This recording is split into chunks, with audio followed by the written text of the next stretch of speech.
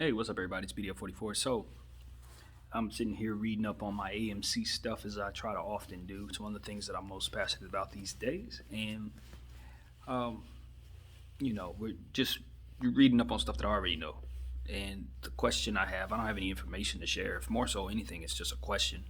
And hopefully, by making a video like this, maybe the conversation can be had, and people who are much smarter than me can further that conversation. But my question is, if for some reason, any reason, we run out of money, and when I say we, I mean for whatever reason we own these shares, they're worth whatever they're worth, and for some reason or another, those who are supposed to pay us for these shares just don't have the money, the USD, to pay us. If that is the case, what's stopping them from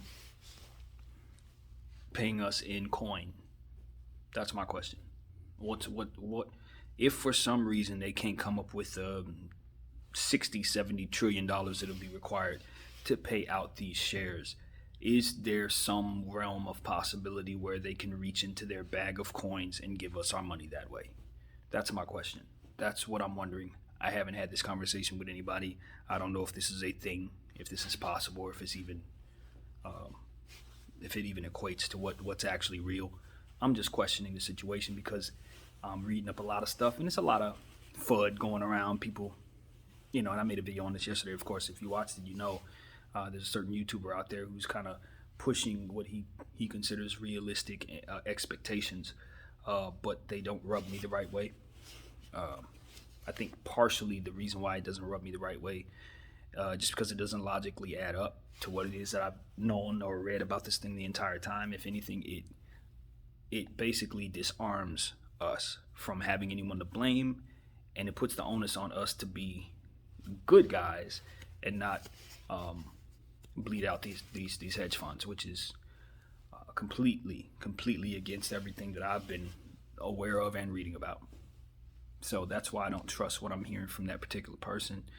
But also, I'm wondering if it's just a little bit of what I'm thinking in terms of my expectations being shot down.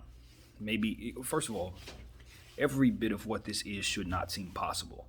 There's no way you should be able to put this amount of money in and get that amount of money out. So all of this is unrealistic to begin with. But my expectations are, as most people's, way beyond the moon at this point. Especially given what we feel like we've been put through over the last 5 6 months. So for me, it's just like I'm not interested in shares for anything less than a certain amount, and if it don't get to that amount, this is a failure. Like, there's no way around it. I didn't do all of this for a certain amount that ain't up to par with the amount that I have in my head, and I'll leave it at that. So I think most apes feel that way, and we are not really interested in taking in any information that doesn't coincide with what it is that we've been reading and told about. But that does not mean, of course, that with the information that we're receiving is completely inaccurate. It just means that it doesn't fit our narrative. So that's what I'm fighting with. Of course, it's FUD. It's all FUD, man. At the end of the day, the seeds of doubt are planted, and now you have to do something with it. So with that being said, I have a certain price and I'm holding to that. And if it doesn't get to that, then I'll hold my shares. That's my solution. I don't know what everybody else is feeling. Maybe you settle once you see where it's going and it doesn't get to where you're going. Maybe you settle, maybe you don't. Maybe it starts to dip crazy. Maybe this lasts too long. Maybe this stretches out, and all kinds of different things that can happen. But at the end of the day, I own the shares. I own my shares. So there is no compromise necessary. If I don't see the price that I want, I just keep what I own until that price is reached or until the next lifetime come around. And that's the thing that I don't like about the message that's being pushed out there by this individual. It's like he's basically saying we are responsible for selling our shares, more or less, is what the vibes I'm getting. Is like, of course, your intention is to catch the squeeze. So if you want to ride it down forever, of course you're allowed to ride it down forever. But I think the part that just doesn't bode well with me all the way around is the fact that we're supposed to remove the hedge funds from being comparable for what it is that's taking place here.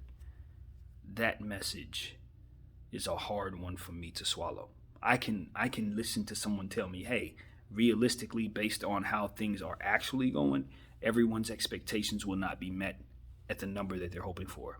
I can absorb that more so than someone telling me, hey, the hedge funds are completely absolved of all of this. It was just an accident, it's a mistake, and now they're victims, and it's you should actually kind of feel bad for them. So make sure you pick an amount that'll help you reach your goal, that'll take care of you for the rest of your life, that'll put you in a position to make more money because there are other plays, and it's just a bunch of FUD, bro.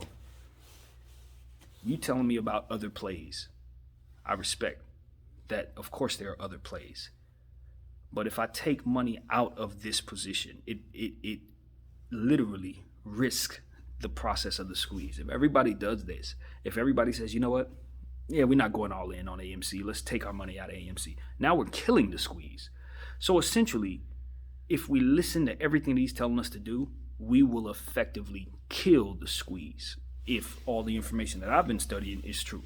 So it's like, nah, I can't follow you there. You may be very charismatic, you captivate us with your jokes, and it's really, really dope that we got somebody out here that's not named Donald Trump saying a bunch of stuff that is very, very, very edgy, and it doesn't rub us all the wrong way because we're all together in what we're doing. That's a wonderful thing that this person brings to the table.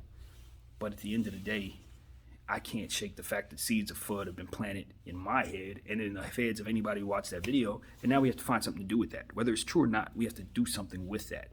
And the whole movement that we have here is based on two things: faith that our dreams and what it is that we're holding for will be accomplished, and war against the hedge funds who have been cheating people all over the world for many, many, many, many moons. So once you tell us there's no hedge fund blame, you know what I mean? It's like, nah, buddy.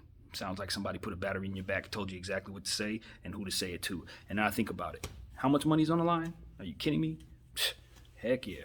Heck yeah. They do everything they have to make damn sure that that person is convincing us to do whatever it is they want us to do. You damn right. 60, 70 trillion dollars plus on the line. Hell yes. That kind of money, you will do any and everything, including this, that, and the third, to assure that that money doesn't come out of your pocket. It's your responsibility to stop this from happening if you're them. So I don't trust anything but me at this point.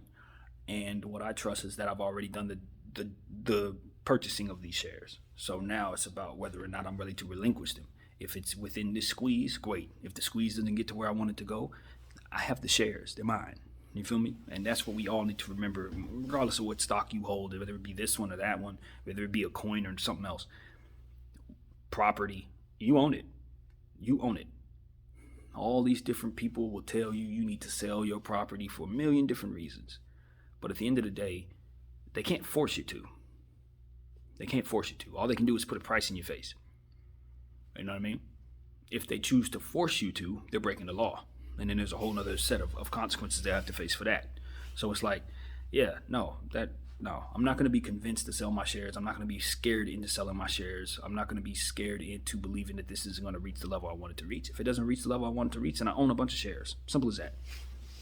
So that's what I have to say about that, man. I just wanted to come back here and double down on my thoughts about that, because it's too much riding on the line for all of us to be just convinced by one guy that suddenly all of this isn't what it seems, and that, you know, we're probably on the wrong side of things, which is essentially what he's saying without saying it. So that's the gist of it, man.